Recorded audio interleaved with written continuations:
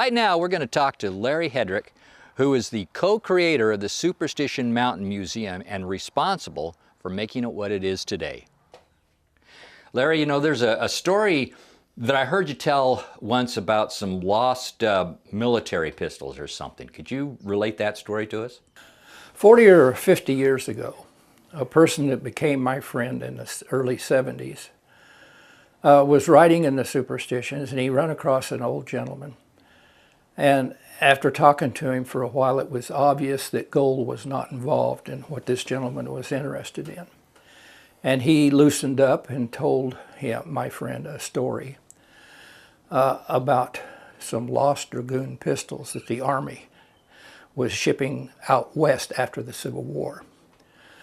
And he had documentation. He had the serial numbers of the weapons. He had proof that the weapons had reached Fort Lowell in Tucson, and evidence that they had reached Camp Pinnell in Superior, but no evidence they ever reached Fort McDowell, which was their ultimate destination. So anyway, after I heard this story 2 or 3 times, I decided to investigate it. The documentation had stated that when they left Camp Pinnell, Picket Post Mountain, and they followed the old stage routes for 3.5 to 4 hours, and they were attacked at the Narrows. Well, remember, this was in 1871 or 72, and remember, I worked at Queen Valley, and where Whitlow Dam was raised, and that's the Narrows. Where the dam is the narrowest place you could be in on coming from Superior towards Apache Junction.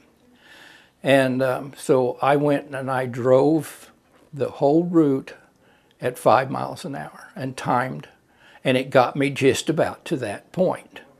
They were attacked there, and there was, if I remember right, there was 4 soldiers, a sergeant, a packer, and a lieutenant. And all but the sergeant and the lieutenant were killed almost right away. And they began backtracking towards Superior, went over a ridge or two, and were cut off and took a northward canyon that was in a northward direction, is what they were saying. And the Apaches followed them until the sergeant turned and killed one of them, and then they disappeared. And there were 24 guns packed on this mule. They took that mule with them. They didn't want the Apaches getting those guns. Whether they knew that whether the Apaches knew that's what was in there or not, I don't know. But anyway, after they killed one of the Apaches and the rest of them had retreated, they stayed up there for several hours. And then they decided to hide the guns.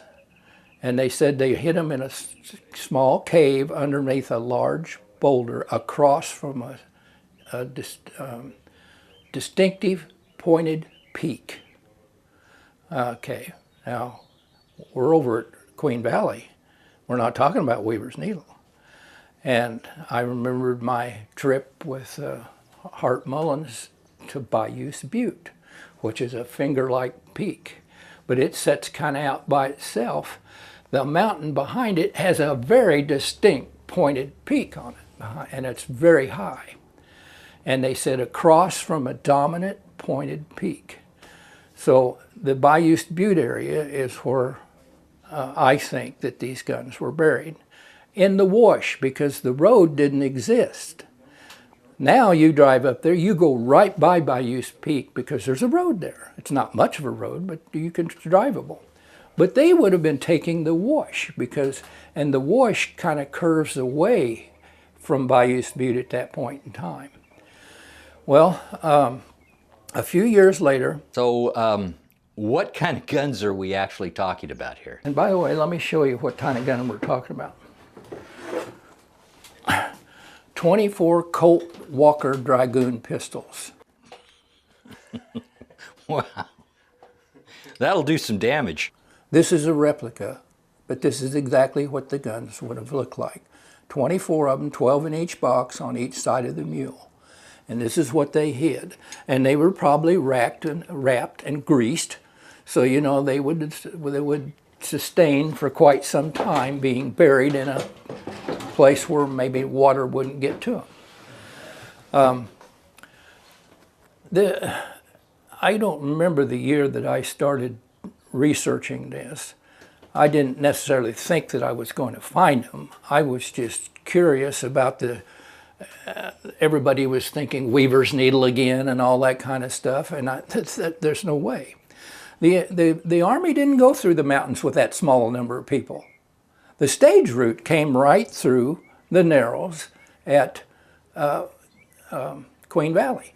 In fact, about half a mile before the Narrows, where the dam is, to the east, was a stage depot.